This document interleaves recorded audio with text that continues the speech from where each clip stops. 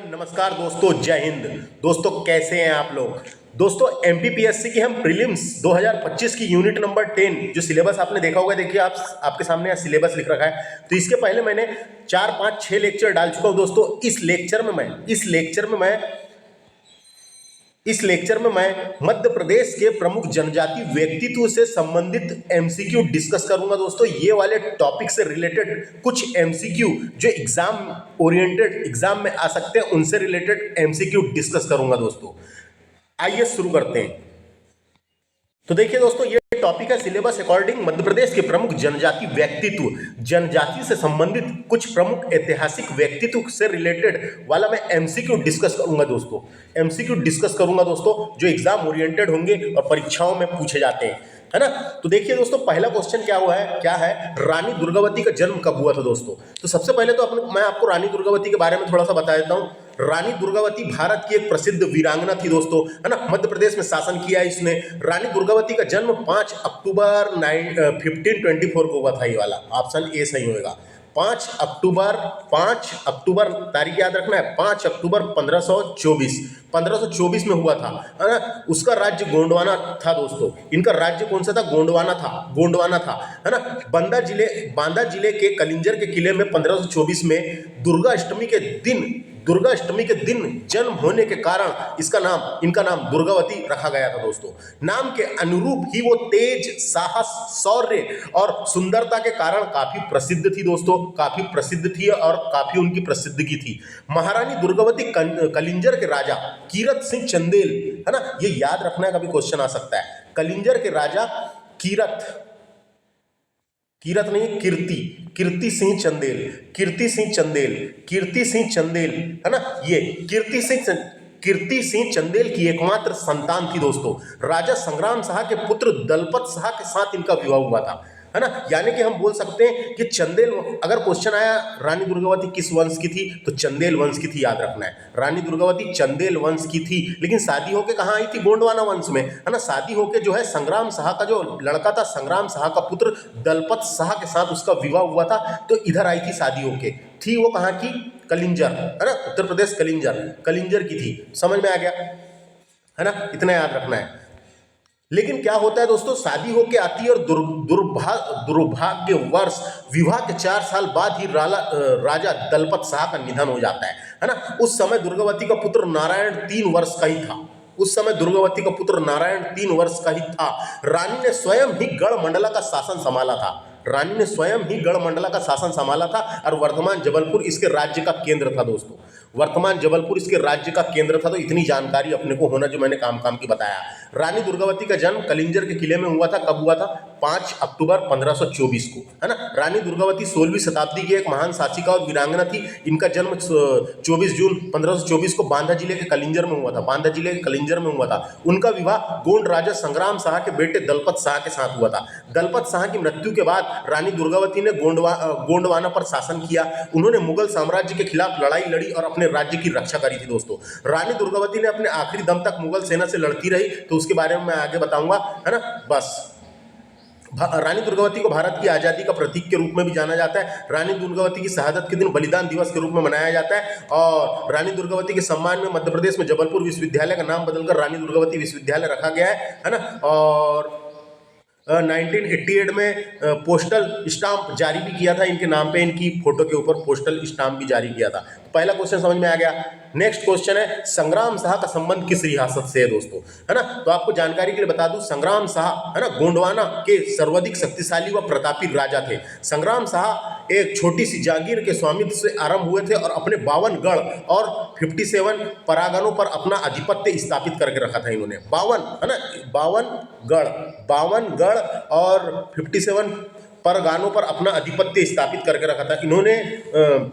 इसीलिए इनको 52 गढ़ पर करे थे ना, इसीलिए इनको 52 गणापति की उपाधि से नवाजा गया था, याद रखना है ना। कहा जाता था। और नरसिंहपुर में चौरागढ़ का जो किला है, उसका भी निर्माण संग्राम शाह ने करवाया था, कभी पूछा जा सकता है। नरसिंहपुर में चौरागढ़ का किले का निर्माण संग्राम शाह ने करवाया था। बस इतना याद रखें। और क्वेश्चन आ सकता है, संग्राम साहा का वास्तविक नाम क्या था? तो संग्राम साहा का वास्तविक नाम था, क्या नाम था? अमहरण रास, अमहरण रास, अमहरण रास था। संग्राम साहा उनकी उपाधि थी दोस्तों, ये याद रखना है ना। इस्लीमन के अनुसार संग्राम साहा का साम्राज्य 52 गढ़ों में विभाजित था, है ना। इस्लीमन के अनुसार संग्राम साहा का साम्राज्य 52 गढ़ों में विभाजित था, है ना, और 57 परगानों पर अधिपत्य स्थापित करके रखा था इनने, है ना। उसके बाद क्या हुआ दोस्तों, इनका जब शासन चल रहा था तो उसी टाइम पे 1857 की क्रांति होती है और राजा शंकर शाह को उसके पुत्र के साथ, यानी उसके पुत्र शंकर शाह और राजा दलपत शाह दोनों को उनके पुत्र के साथ दलपत शाह के साथ शासन कर रहे थे शांतिपूर्वक। तो उसी बीच अंग्रेजों से देशद्रोह का मुकदमा लगाकर इन दोनों को तोप के सामने बांधकर उड़ा दिया था दोस्तों। तोप के सामने बांधकर उड़ा दिया था, मुंह के सामने बांधकर उड़ा दिया था और ये वीर गति को प्राप्त हुए थे, शहीद हो गए थे दोस्तों। इतना याद रखना है ना।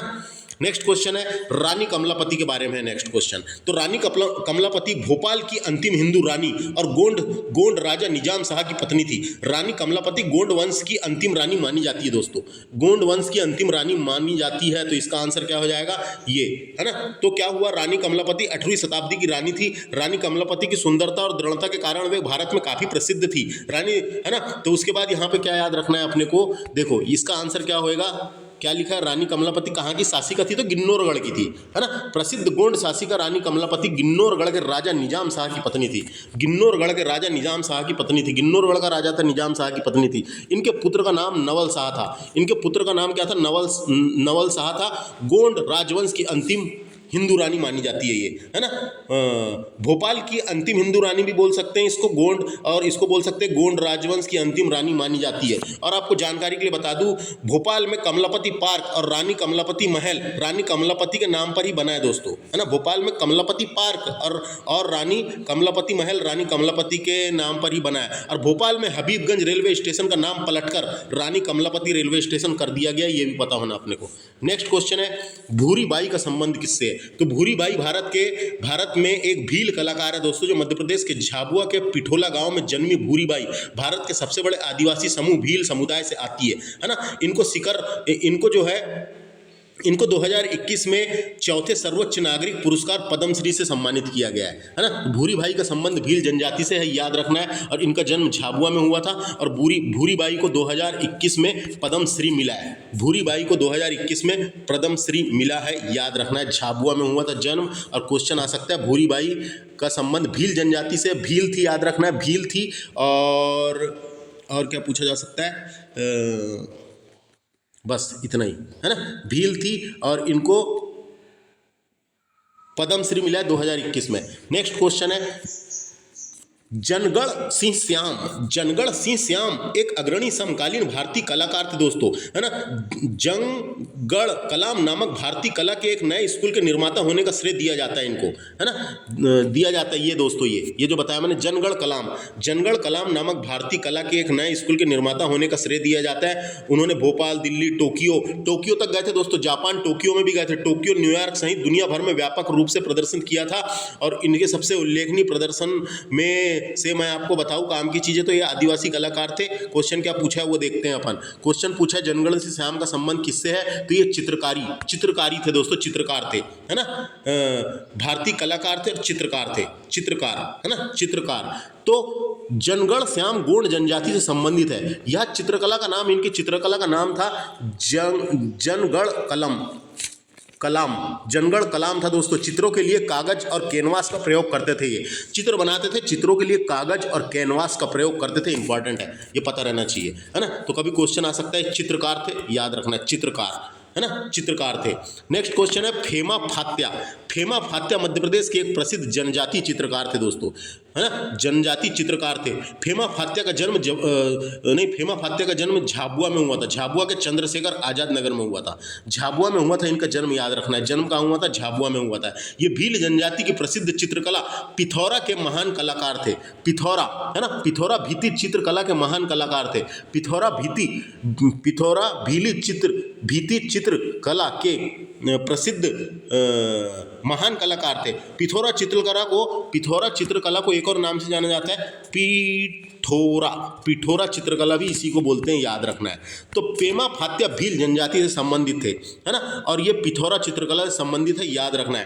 पिठोरा, है ना, भारत सरकार ने, ये भारत की एकमात्र ऐसी चित्रकला है दोस्तों, पिठोरा चित्रकला, है ना, ऐसी चित्रकला है जिसमें ध्वनि सुनकर उसे समझकर और फिर लेखन और उसे चित्र बनाया जाता है दोस्तों, है ना, चित्र बनाया जाता है दोस्तों। फेमा फात्या को 1986 में शिखर सम्मान से सम्मानित किया गया है दोस्तों, और 2017 में तुलसी सम्मान भी मिला है,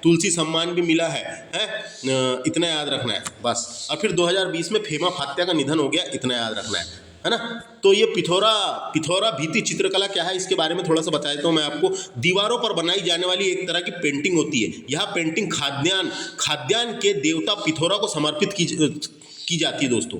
यह पेंटिंग खाद्यान्न का देवता पिठोरा को समर्पित की जाती है। यह पेंटिंग मध्य प्रदेश के पिठोरा क्षेत्र में बनाई जाती है। पेंटिंग में भील और भिलाला जनजातियों द्वारा बनाई जाती है दोस्तों। ये पेंटिंग ज़्यादातर याद रखना है ना, काम की चीज़ मैंने बता दिया। पेमा फात्या का पूछेगा तो पिठोरा, है ना, और जन्म पूछा तो झाबुआ। नेक्स्ट क्वेश्चन है, जमुना देवी के बारे में आपको बता दूं, जमुना देवी का जन्म कहाँ हुआ था। तो जमुना देवी मध्य प्रदेश की भारतीय राष्ट्रीय कांग्रेस पार्टी की नेता थी। वह मध्य प्रदेश विधानसभा की सदस्य रही है और विपक्ष की नेता भी थी, और राज्य मध्य प्रदेश की पहली उप मुख्यमंत्री के रूप में भी कार्य किया है दोस्तों। यह झाबुआ से लोकसभा सदस्य के रूप में चुनी गई थी और 1978 से लेकर 1981 तक राज्यसभा की सदस्य भी रही है ये। तो जमुना देवी का जन्म हुआ था धार में। जमुना देवी का जन्म हुआ था धार के सरदारपुर में, है ना। जमुना देवी का जन्म हुआ था धार के सरदारपुर में और मृत्यु हुई थी इंदौर में। तो क्या याद रखना है अपने को, भील जनजाति से संबंधित जमुना देवी एक प्रसिद्ध राजनीतिज्ञ थी। मध्य प्रदेश की पहली महिला उप मुख्यमंत्री की बात हो रही है, मुख्यमंत्री मत समझ लेना हो तो उमा भारती थी। उप मुख्यमंत्री की बात हो रही है ना। उप मुख्यमंत्री का पद संविधान में नहीं होता, ये अलग से बनाया जाता है समय के हिसाब से, है ना। तो मध्य प्रदेश की पहली, यानी उप मुख्यमंत्री का पद संवैधानिक नहीं होता दोस्तों, याद रखना है ना। तो मध्य प्रदेश की पहली महिला उप मुख्यमंत्री थी कौन, जमुना देवी। पहली महिला विपक्षी नेता भी थी, पहली महिला नेता प्रतिपक्ष यानी विपक्ष की नेता भी जमुना देवी थी, इतनी चीज याद रखना है। नेक्स्ट क्वेश्चन है, पद्म श्री 2023 में बैगा महिला चित्रकार कौन थी। तो राष्ट्रपति ने बैगा चित्रकार जोदैया बाई को बैगा के क्षेत्र में यानी जोदैया भाई बैगा को पद्म श्री पुरस्कार दिया दोस्तों। उमरिया जिले की निवासी जोदैया बाई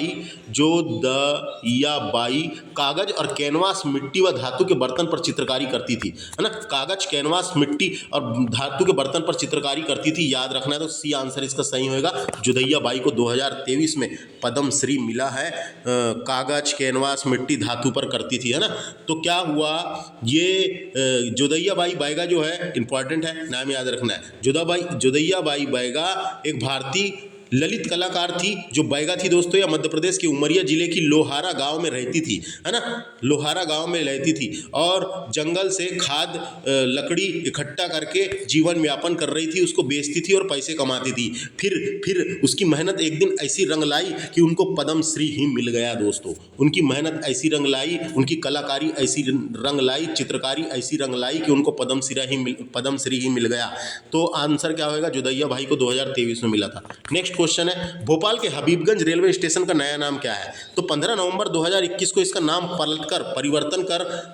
परिवर्तन कर भोपाल की अंतिम हिंदू रानी कमलापति के नाम पर रखा गया है। तो इसका आंसर हो जाएगा रानी कमलापति रेलवे स्टेशन, काम खत्म।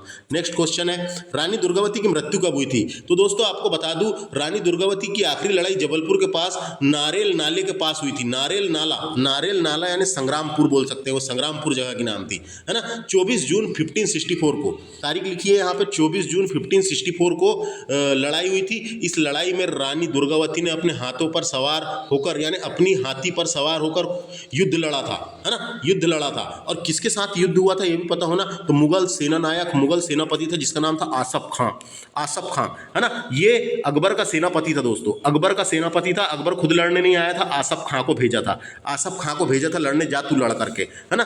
तो ये नरही जबलपुर नाम के स्थान पर वीर गति को प्राप्त हुई थी, याद रखना है। क्वेश्चन आ सकता है ना, क्वेश्चन आ सकता है। रानी दुर्गावती की मृत्यु कब हुई थी या आखिरी लड़ाई कब हुई थी। संग्रामपुर में हुई थी, 24 जून 1564 को हुई थी। मुगल सेनानायक आसफ खां के साथ हुई थी, जिसमें वीर गति को प्राप्त हुई थी रानी दुर्गावती, है ना। इतनी चीजें याद रखना है।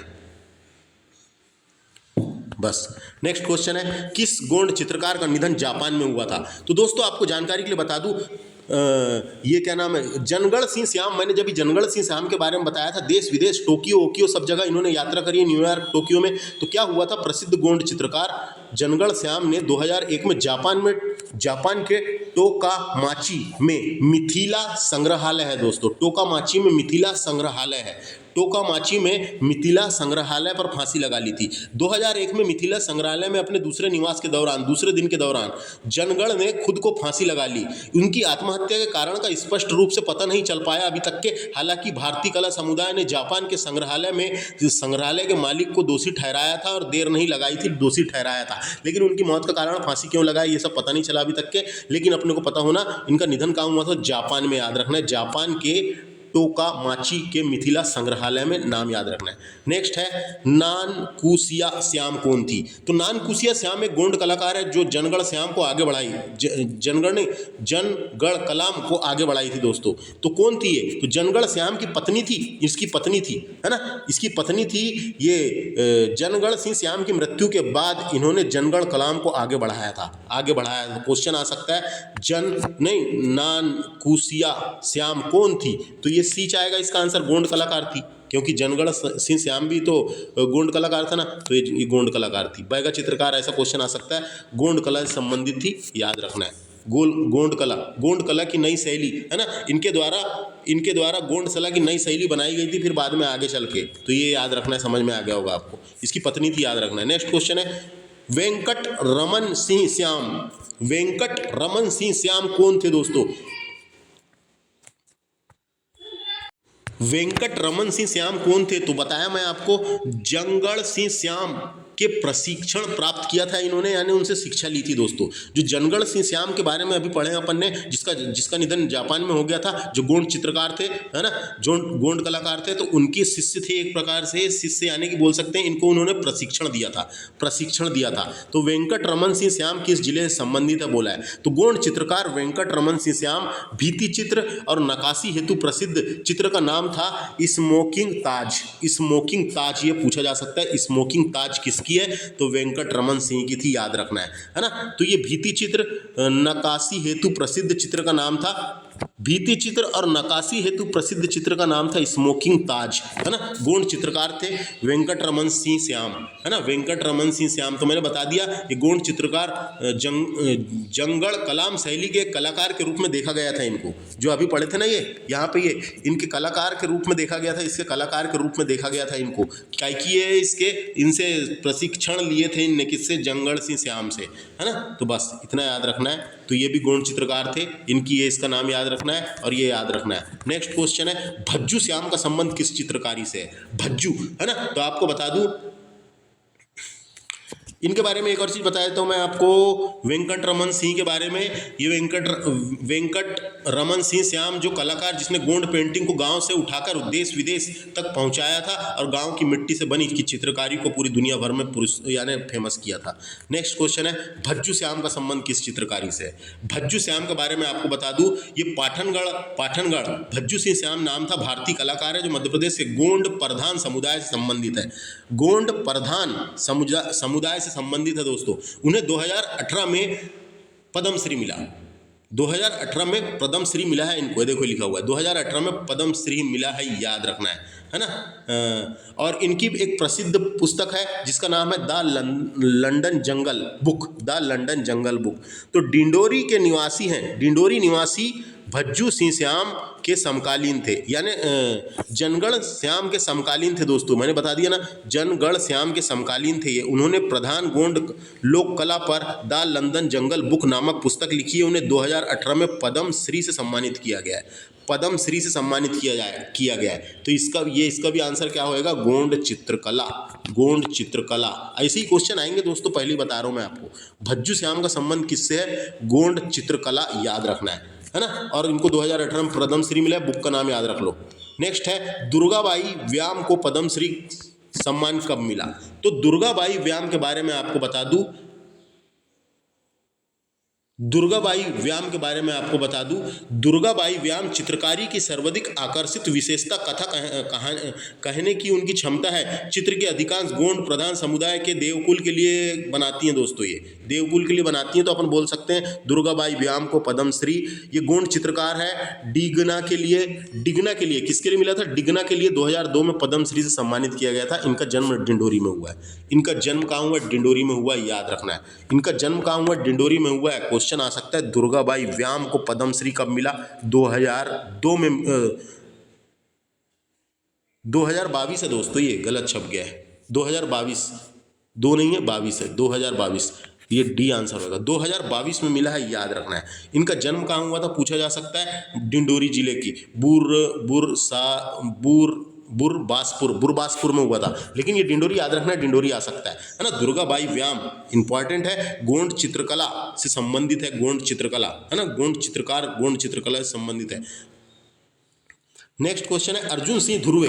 अर्जुन सिंह धुर्वे को 2022 में पद्मश्री मिला है। भारत सरकार ने कला के क्षेत्र में उनकी विशिष्ट सेवाओं के लिए अर्जुन सिंह धुर्वे को पद्मश्री पुरस्कार की श्रृंखला में तीसरा सर्वोच्च पद्मश्री पुरस्कार प्रदान किया गया है। तो क्वेश्चन आता है दोस्तों, अर्जुन सिंह धुर्वे कौन थे? तो ये बैगा जनजाति के थे। आंसर क्या हो जाएगा? बैगा जनजाति थे। अर्जुन सिंह धुर्वे बैगा थे, है ना। और परधौनी नृत्य के लिए फेमस थे। परधौनी नृत्य अपन ने पढ़े, परधौनी जो है बैगा जनजाति का प्रमुख नृत्य है। परधौनी नृत्य बैगा जनजाति का प्रमुख नृत्य है। 2022 में इन्हें पद्मश्री मिला है। 2022 में इन्हें पद्मश्री मिला है। अर्जुन सिंह धुर्वे बैगा जनजाति के थे, ये पता होना, और परधौनी नृत्य के लिए फेमस थे, है ना। परधौनी, अर्जुन सिंह धुर्वे बैगा समुदाय से जुड़े जनजातीय नृत्यों के प्रतिष्ठित कलाकार थे। अर्जुन सिंह धुर्वे ने राज्य के साथ साथ देश में अलग अलग हिस्से में आयोजित कई प्रतिष्ठित समारोह में अपनी प्रस्तुतियां दी थी परधौनी नृत्य से अपनी प्रस्तुति दी थी।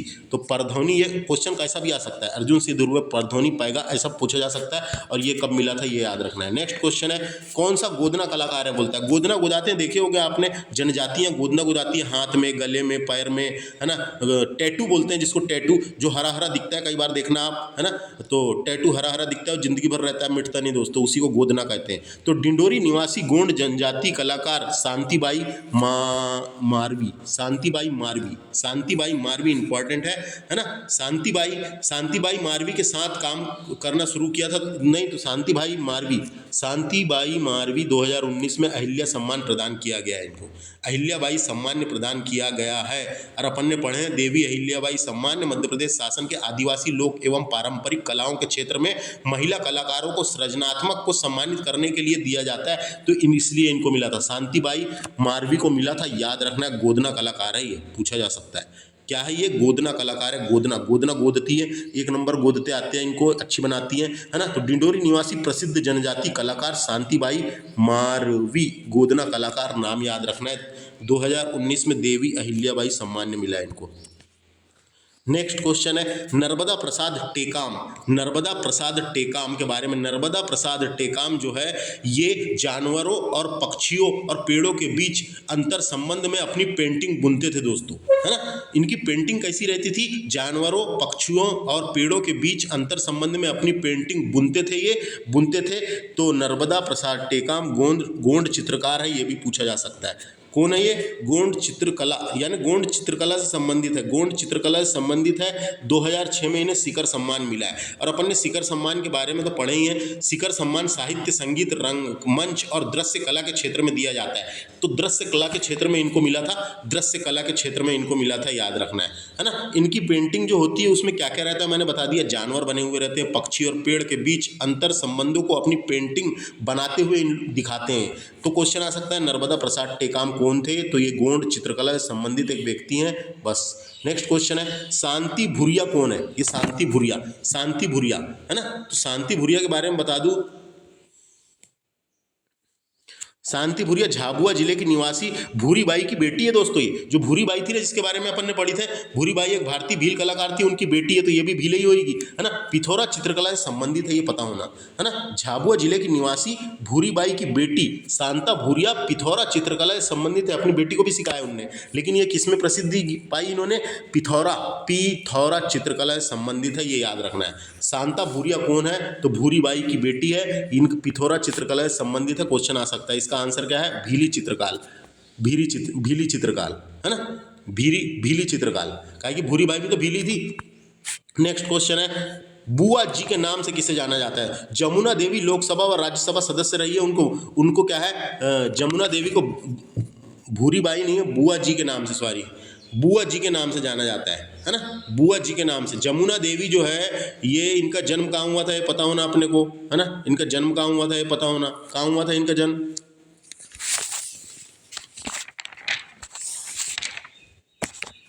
इनका जन्म कहाँ हुआ था? अभी तो बताया था मैंने इधर साइड। जमुना देवी का जन्म हुआ था कहाँ पे? धार में, है ना, धार में हुआ था।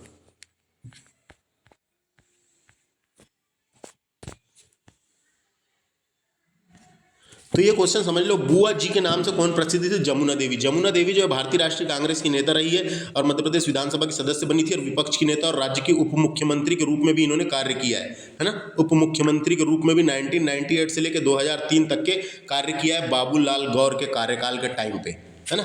नेक्स्ट क्वेश्चन है, मध्य प्रदेश की पहली आदिवासी उप मुख्यमंत्री कौन थी? तो मैंने बता दिया आपको, शिव भानु सिंह सोलंकी अर्जुन सिंह की सरकार में, अर्जुन सिंह की सरकार में दोस्तों, अर्जुन सिंह की सरकार में उप मुख्यमंत्री बनती है। धार जिले से विधानसभा क्षेत्र था इनका जन्म भी धार में हुआ है और धार जिले से विधानसभा क्षेत्र था। जमुना देवी का याद रखना है? नहीं, बाबूलाल गौर के टाइम पे नहीं, अर्जुन सिंह के टाइम पे मुख्यमंत्री थी ये, उप मुख्यमंत्री अर्जुन सिंह टाइम पे थी, है ना। मैंने बाबूलाल गौर बोल दिया था, अर्जुन सिंह के टाइम पे उप मुख्यमंत्री थी, याद रखना है। तो शिव भानु सिंह सोलंकी अर्जुन सिंह का नाम था पूरा, शिव भानु सिंह सोलंकी अर्जुन सिंह, सरकार के से उप मुख्यमंत्री व धार जिले से विधानसभा सदस्य थी और उप मुख्यमंत्री बनी थी। नेक्स्ट क्वेश्चन है, राजा नरेश चंद्र सिंह का संबंध किस रियासत से है? दोस्तों, ये राजा नरेश चंद्र सिंह का संबंध है सारंगगढ़ रियासत से, याद रखना है, कभी ऐसा क्वेश्चन आ सकता है।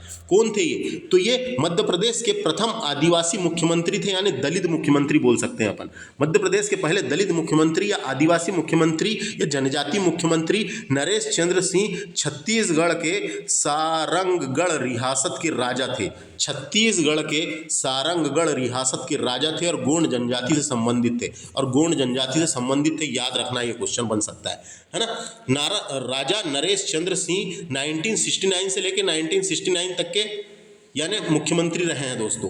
तो अपने को पता होना है, राजा नरेश चंद्र सिंह मध्य प्रदेश के पहले दलित पूछा या जनजाति पूछा, है ना, तो पहले मुख्यमंत्री थे। तो कौन से थे? दलित समाज से थे, दलित थे, इसलिए ऐसा बोला गया है यहाँ पे, मध्य प्रदेश के पहले आदिवासी मुख्यमंत्री, नाम याद रखना है। नेक्स्ट है, दिलीप सिंह भूरिया किस क्षेत्र से संबंधित है? तो दोस्तों, दिलीप सिंह भूरिया जो है ये राजनीति से संबंधित है। इनके बारे में बता दूं आपको, दिलीप सिंह भूरिया के टाइम पे ही पेशा अधिनियम पारित हुआ था दोस्तों। पेशा अधिनियम 1996 में अनुसूचित क्षेत्रों में रहने वाले लोगों के लिए स्वशासन सुनिश्चित करने के लिए बनाया गया एक कानून था, है ना। पंचायतों को प्रावधान अनुसूचित क्षेत्रों का विस्तार अधिनियम के रूप में इसे लागू किया गया था। 73वें और 74वें संविधान संशोधन प्रस्ताव में पारित हो गया था ये पेशा अधिनियम, है ना। तो आपने को क्या याद रखना है, दिलीप सिंह भूरिया कौन थे? तो दिलीप सिंह भूरिया मध्य प्रदेश के लोकसभा के सदस्य रहे हैं और 1980 से लेकर 1998 तक अंग्रेजी यानी कांग्रेस के सदस्य के रूप में मध्य प्रदेश के रतलाम लोकसभा क्षेत्र से लोकसभा में चुने गए थे और बाद में भारतीय जनता पार्टी में शामिल हो गए और 2014 में उम्मीदवार के रूप में रतलाम सीट इन्होंने जीता था, है ना, रतलाम तो जीता था। तो इसका आंसर क्या है? राजनीति से संबंधित थे ना, मैंने बता दिया, लोकसभा के चुनाव लड़े, निर्वाचन क्षेत्र इनका क्या था? रतलाम था। तो झाबुआ जिले के आदिवासी नेता, तो इनका जन्म झाबुआ के थे ये, लेकिन रतलाम इनका संसदीय क्षेत्र था, है ना। तो झाबुआ जिले के आदिवासी नेता लोकसभा सांसद रहे हैं। भूरिया समिति की सिफारिश पर भूरिया समिति बनी गई थी पेशा एक्ट पास करने के लिए। भूरिया समिति की सिफारिश पर पेशा अधिनियम लागू हुआ था। उन्हीं की अध्यक्षता में गठित तेंदुपत्ता समिति की सिफारिश में तेंदुपत्ता नीति भी बनाई गई थी दोस्तों। तेंदुपत्ता नीति भी बनाई गई थी, है ना, तेंदुपत्ता नीति बनाई गई थी। राष्ट्रीय अनुसूचित जाति और जनजाति आयोग के अध्यक्ष भी रहे हैं, ये याद रखना है। दिलीप सिंह भूरिया राष्ट्रीय अनुसूचित जाति और जनजाति के अध्यक्ष भी रहे हैं, क्वेश्चन आ सकता है। कौन थे ये? तो राजनीति से संबंधित राजनीतिज्ञ थे। नेक्स्ट क्वेश्चन है कांतिलाल भूरिया किस जिले से संबंधित है दोस्तों? तो कांतिलाल भूरिया ये 15वीं लोकसभा के मंत्रिमंडल में जनजाति मामलों का मंत्रालय इनको मिला था दोस्तों। जनजाति मामलों का मंत्रालय इनको मिला था। इनका जन्म हुआ था झाबुआ में। झाबुआ जिले से संबंधित है। लोकसभा सदस्य व केंद्रीय जनजाति मामलों के मंत्री रहे हैं। कांतिलाल भूरिया का जन्म झाबुआ में हुआ था 1950 में। कांतिलाल भूरिया का जन्म झाबुआ में हुआ था 1950 में। अगर पूछा काय से संबंधित है तो अपने को लगाना है सीधे राजनीतिज्ञ थे ये, राजनीति है ना, राजनीति से है ना। 15वीं लोकसभा में मंत्रिमंडल में जनजाति मामलों का मंत्रालय इनको दिया गया था। खत्म। नेक्स्ट क्वेश्चन है निर्मला भूरिया किस क्षेत्र से संबंधित? निर्मला भूरिया एक भारतीय राजनीतिज्ञ और मध्य प्रदेश सरकार के स्वास्थ्य राज्य मंत्री रहे हैं। वे भारतीय जनता पार्टी के मध्य प्रदेश विधानसभा पे पेटालगढ़ के विधायक थे। भाजपा नेता दिलीप सिंह भूरिया की पुत्री यानी पुत्री है दोस्तों। इसकी पुत्री यानी दिलीप सिंह भूरिया, अभी दिलीप सिंह भूरिया के बारे में पढ़े थे अपन ने, उसकी लड़की है ये दिलीप सिंह भूरिया की लड़की है। ये दिलीप सिंह भूरिया की लड़की है। ये निर्मला भूरिया दिलीप सिंह भूरिया की लड़की है ना, उसकी बेटी है, लड़की है। तो काय संबंधित है ये? तो ये वही आएगा इसका आंसर, राजनीति। झाबुआ जिले की निर्मला भूरिया वर्तमान में मोहन यादव कैबिनेट में महिला एवं बाल विकास मंत्री है दोस्तों। जो मोहन यादव की सरकार है ना, उसमें बाल विकास मंत्री है, याद रखना है। नेक्स्ट क्वेश्चन है संपातिया उइके का जन्म कहाँ हुआ था? तो पहले पता होना है कौन थी संपातिया उइके। ये भी भारतीय जनता पार्टी यानी राजनीति से संबंधित है। संपातिया उइके का जन्म मंडला जिले के जनजाति परिवार में हुआ था। मंडला जिले के जनजाति परिवार में हुआ था और सरपंच और जिला पंचायत अध्यक्ष रही है ये, है ना। वर्तमान में मध्य प्रदेश की विधानसभा सदस्य है, इसलिए पता रहना चाहिए अपने को। वर्तमान में मध्य प्रदेश की विधानसभा सदस्य है, इसलिए पता रहना चाहिए। संपातिया उइके ये मंडला जिले में जन्म हुआ था, इसका इतना याद रखें। नेक्स्ट क्वेश्चन है उमंग सिंहधर वर्तमान में किस पद पर है? दोस्तों उमंग श्रीधर के बारे में आपको बता दूं, ये नेता प्रतिपक्ष है वर्तमान मध्य प्रदेश विधानसभा के, नेता प्रतिपक्ष है ना। तो क्वेश्चन क्या है देखो, इसका आंसर ए हो जाएगा, नेता प्रतिपक्ष। वर्तमान में नेता प्रतिपक्ष यही है दोस्तों, जिनका नाम है उमंग सिंधार। उमंग सिंधार वर्तमान में नेता प्रतिपक्ष है, याद रखना है ना। जब मैं ये वीडियो बना रहा हूँ वर्तमान में नेता प्रतिपक्ष है ये उमंग सिंधार, मध्य प्रदेश के धार जिले से संबंधित, धार के हैं, याद रखना है, धार के हैं, है ना। ये नेता प्रतिपक्ष यानी कांग्रेस के अध्यक्ष भी रह चुके हैं 2003 के टाइम पे, है ना। और तो कांग्रेस के हैं जब तो नेता प्रतिपक्ष बनेंगे, विपक्ष का नेता, उसी को बोलते हैं। उमंग सिंधार मध्य प्रदेश के धार जिले से संबंधित है। क्वेश्चन आ सकता है, कौन है, याद रखना है। नेक्स्ट क्वेश्चन है छत्तीसगढ़ और मणिपुर के राज्यपाल के रूप में किसने कार्य किया है ना। तो अनसुईया उइके का जन्म अनसुईया उइके ने किया है। अनसुईया उइके का जन्म छिंदवाड़ा के जनजाति परिवार में हुआ था। प्रसिद्ध राजनीतिज्ञ और समाज सेविका अनसुईया उइके मध्य प्रदेश विधानसभा राज्यसभा की सदस्य, राष्ट्रीय अनुसूचित जनजाति आयोग की उपाध्यक्ष भी रही हैं और वर्तमान में मणिपुर की राज्यपाल भी रही हैं। राज्यपाल है यानी राज्यपाल हैं बोल रहा हूँ। तो अनसुईया उइके जो है भारतीय जनता पार्टी की एक राजनेत्री बोलेंगे अपन, भारतीय सांसद भी रही है और भारतीय सांसद के रूप में राज्यसभा और मध्य प्रदेश का प्रतिनिधित्व भी करी है। इन्होंने प्रतिनिधित्व भी करी है दोस्तों, याद रखना है। छत्तीसगढ़ की राज्यपाल रही हैं ये, कौन से नंबर की? तो ये रही है 2019 में राज्यपाल थी, 6वें नंबर की राज्यपाल रही है। छत्तीसगढ़ की राज्यपाल और मणिपुर के वर्तमान राज्यपाल के रूप में। इनका जन्म छिंदवाड़ा में हुआ, इसलिए इंपॉर्टेंट है, मध्य प्रदेश की है ना और जनजाति से रिलेटेड है। नेक्स्ट क्वेश्चन है फग्गन सिंह कुलस्ते किस जिले से संबंधित है? दोस्तों फग्गन सिंह कुलस्ते के बारे में आपको जानकारी के लिए बता दूं, फग्गन सिंह कुलस्ते के बारे में आपको जानकारी के लिए बता दूं, फग्गन सिंह कुलस्ते एक भारतीय राजनीतिज्ञ तथा वर्तमान में केंद्रीय इस्पात राज्य मंत्री भारत सरकार के हैं दोस्तों।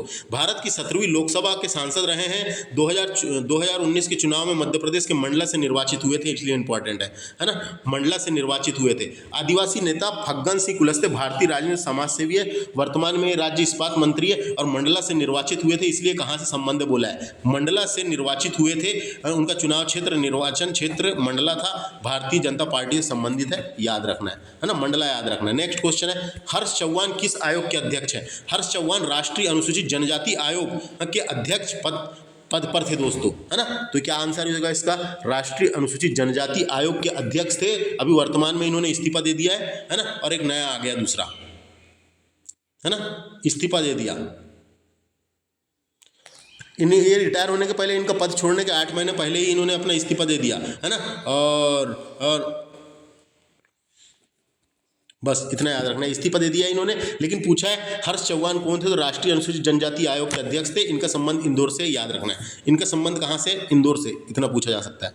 गजेंद्र सिंह राजू खेड़ी, गजेंद्र सिंह राजू खेड़ी का संबंध किस जिले से? गजेंद्र सिंह राजू खेड़ी भारतीय राष्ट्रीय कांग्रेस के उनका निर्वाचन क्षेत्र धार है दोस्तों, उनका निर्वाचन क्षेत्र धार है। राजनीति जनजाति व्यक्तित्व गजेंद्र सिंह राजू खेड़ी मध्य प्रदेश के अनुसूचित जनजाति आयोग के अध्यक्ष भी रहे हैं, अनुसूचित जनजाति आयोग के अध्यक्ष भी रहे हैं। इनका निर्वाचन क्षेत्र धार था, इनका राजनीति से जुड़े हुए थे, इनका निर्वाचन क्षेत्र धार था।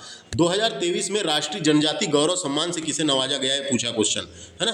तो आपको बता दूं, मनीषा धुर्वे को, मनीषा धुर्वे जो पांडुखेड़ी की समाज सेवी महिला उद्यमी मनीषा धुर्वे को राष्ट्रीय जनजाति गौरव है ना सम्मान प्रदान किया गया। यह सम्मान भारत सरकार की नई दिल्ली में स्थित नेशनल ट्राइबल रिसर्च इंस्टीट्यूट के केंद्रीय जनजाति मंत्री अर्जुन मुंडा ने प्रदान किया था दोस्तों। तो ये कौन थी, क्या थी, कहां से क्वेश्चन आता है ये पूछेगा। 2023 में राष्ट्रीय जनजाति सम्मान मनीषा धुर्वे को दिया गया था। मध्य प्रदेश के होशंगाबाद के इटारसी की रहने वाली मनीषा धुर्वे एक भारतीय समाज सेवी और महिला उद्यमी है, याद रखना है ना, एंटरप्रेन्योर, उद्यमी है ना। कभी पूछा मनीषा धुर्वे कौन है, उद्यमी है, समाज सेवी एवं उद्यमी। होशंगाबाद में इनका जन्म हुआ था, होशंगाबाद के इटारसी की रहने वाली थी, याद रखना है। नेक्स्ट क्वेश्चन है, मिलेट क्वीन के नाम से किसे जाना जाता है? मिलेट क्वीन तो किसे जाना जाता है, तो आपको जानकारी के बता दूं, इसका मतलब होता है, मिलेट क्वीन का मतलब होता है बाजरे की रानी के नाम से किसे जाना जाता है। तो रायमती घिउरिया लहरी बाई को, रायमती घिउरिया और लहरी बाई को, दो लोगों को जाना जाता है दोस्तों। एक लहरी बाई को भी जाना जाता है मिलेट क्वीन के नाम से, और दूसरा है रायमती घिउरिया, है ना। दो लोग को मिलेट क्वीन के नाम से रायमती घिउरिया और लहरी बाई को मिलेट क्वीन या बाजरे की रानी के नाम से जाना जाता है ना। ये जो है ना रायमती घिउरिया, ये उड़ीसा की रहने वाली है दोस्तों, है ना। ये उड़ीसा की रहने वाली है, लेकिन लहरी बाई कहाँ की रहने वाली है, मध्य प्रदेश की, है ना। लहरी बाई मध्य प्रदेश के डिंडोरी जिले की सिलपीड़ी गांव की रहने वाली है। डिंडोरी की है ये, डिंडोरी पता रहना चाहिए, डिंडोरी की है ना। लहरी बाई डिंडोरी की है, इतना याद रखना है बस। इनको मिलेट क्वीन के नाम से, यानी बाजरा की रानी के नाम से जाना जाता है। नेक्स्ट क्वेश्चन देखते हैं, देखो वही तो लिखा हुआ है। डिंडोरी जिले की रहने वाली लहरी बाई अन्न की विभिन्न प्रजातियों के संरक्षण हेतु प्रसिद्ध थी। अन्न की विभिन्न प्रजातियों के संरक्षण हेतु प्रसिद्ध थी। 2021-22 में राष्ट्रीय परत जीनोम संरक्षण विकास सम्मान राष्ट्रपति ने प्रदान किया। इसको इंपॉर्टेंट है, ये सम्मान का नाम याद रखना है, किसको मिला है, कहाँ की थी। नेक्स्ट क्वेश्चन है, मंगरुगानु उइके किससे संबंधित है? मंगरुगानु उइके एक भारतीय राजनीतिज्ञ और सामाजिक कार्यकर्ता है, जिन्होंने अपना पूरा जीवन आदिवासी लोगों के उत्थान और कल्याण के लिए समर्पित कर दिया था दोस्तों, है ना। तो समर्पित कर दिया था। तो देखो क्वेश्चन क्या है, राजनीति से संबंधित। भारतीय राजनीति का संबंध मध्य प्रदेश के मंडला से है। इनका संबंध किससे है? मध्य प्रदेश के मंडला से है, और इन्होंने अपना पूरा जीवन आदिवासी लोगों के उत्थान और कल्याण के लिए समर्पित कर दिया। रानी दुर्गावती की समाधि कहाँ है? तो रानी दुर्गावती की समाधि बरेला ग्राम जबलपुर में, बरेला ग्राम ऑप्शन दे सकता है, याद रखना है, बरेला ग्राम जबलपुर में है। रानी दुर्गावती के सेनापति का नाम था आधार सिंह। रानी दुर्गावती के सेनापति का नाम था आधार सिंह, जिसी के नाम पर जबलपुर में आधार ताल का निर्माण किया गया था। आधार ताल आधार सिंह के नाम पर रखा गया, आधार ताल है ना वहाँ पे। नेक्स्ट है, लाल घाटी का युद्ध किस किस के मध्य लड़ा गया था? लाल घाटी का युद्ध भोपाल के राजपूत और दोस्त मोहम्मद खां के बीच हुआ था। तो भोपाल के राजपूत में भी किसका नाम आता है? नवल सिंह एवं दोस्त मोहम्मद खां के मध्य लड़ा गया था, है ना। भोपाल में अवस्थित लाल घाटी में लड़ा गया था, इसलिए इसका नाम लाल घाटी का युद्ध है। इसका वीर किसके साथ लड़ा गया था? नवल सिंह की मृत्यु हो गई थी इस युद्ध में। दोस्त मोहम्मद खां की जीत हुई थी और नवल सिंह की मृत्यु हो गई थी, इतना याद रखना है। नेक्स्ट क्वेश्चन है, रानी दुर्गावती द्वारा किस विद्वान को राजाश्रय दिया गया था? तो आपको जानकारी के लिए बता दूं, महेश ठाकुर गढ़मंडला में दलपत शाह के दरबार में पुजारी थे दोस्तों। महेश ठाकुर गढ़मंडला में दलपत शाह के दरबार में पुजारी थे। रानी दुर्गावती के समय वे पुजारी थे। चूंकि वे दार्शनिक के साथ साथ कर्मकांड के विद्वान भी थे, इसलिए रानी दुर्गावती को प्रतिदिन पुराण सुनाया करते थे और वो उनको दरबार में रहते थे, है ना।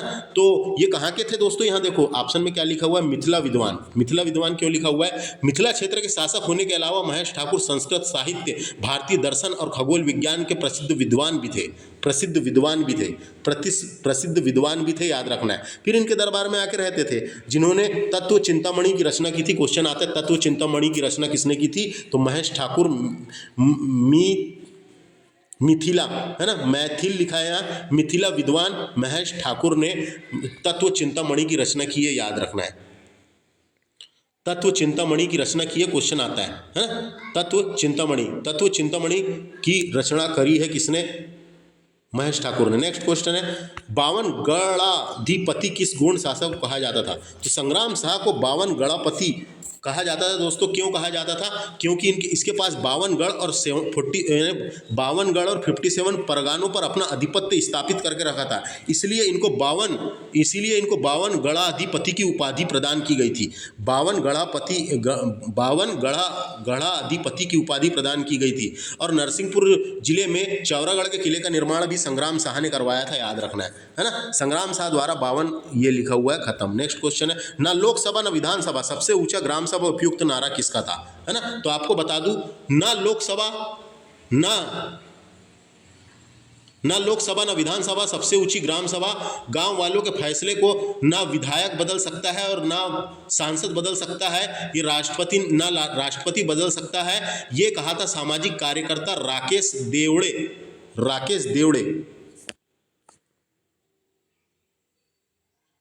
राकेश देवड़े बिरसावादी द्वारा बताया गया आदिवासी समाज की दिलीप सिंह भूरिया ने दिया था दोस्तों।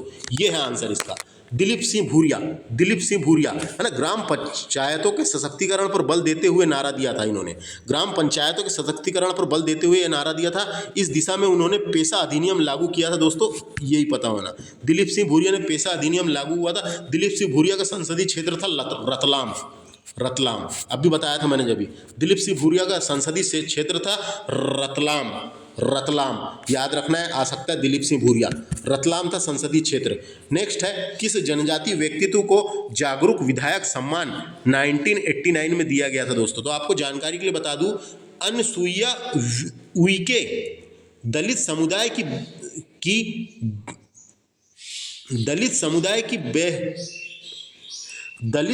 की बेहतरी योगदान के लिए, यानी दलित समुदाय के बेहतर योगदान के लिए अनसुईया उइके को डॉक्टर भीमराव अंबेडकर फेलोशिप से सम्मानित किया गया है। तो इनको दो चीज मिला है ना। एक तो मिला है डॉक्टर भीमराव अंबेडकर फेलोशिप से सम्मानित किया गया है, और उन्हीं अपने क्षेत्र में उल्लेखनीय कार्य के लिए, अपने क्षेत्र में विधायक क्षेत्र में या जो भी क्षेत्र में उल्लेखनीय कार्य के लिए विधायक सम्मान यानी जागरूक विधायक सम्मान से भी सम्मानित किया गया है। जागरूक विधायक सम्मान से भी सम्मानित किया गया था 1989 में। इसके अलावा डॉक्टर भीमराव अंबेडकर फेलोशिप से सम्मानित भी किया गया है ना, फेलोशिप से सम्मानित भी किया गया है अनसुईया उइके। तो अनसुईया उइके के बारे में जब मैंने बता दिया था दोस्तों, भारतीय जनता पार्टी की एक अभिनेत्री और भारतीय सांसद रही है ना। और ये बस इतना ही याद रखना है। छिंदवाड़ा में जन्म हुआ था। तो इस तरीके से मैंने शॉर्ट एंड स्वीट तरीके से सारा लेक्चर कंप्लीट किया धमाकेदार तरीके से एक ही वीडियो में, है कि नहीं। लेक्चर कैसा लगा बिल्कुल कमेंट करके बता सकते हैं। मेरे चैनल को सब्सक्राइब कर लीजिए। नेक्स्ट लेक्चर में मिलते हैं अपन धमाकेदार तरीके से, ऐसे डिस्कस करूंगा, जिसमें मैं क्या डिस्कस करने वाला हूँ, तो नेक्स्ट चैप्टर डिस्कस करूंगा, वो बाद में ही बताऊंगा। थैंक्स फॉर वॉचिंग, नमस्कार दोस्तों।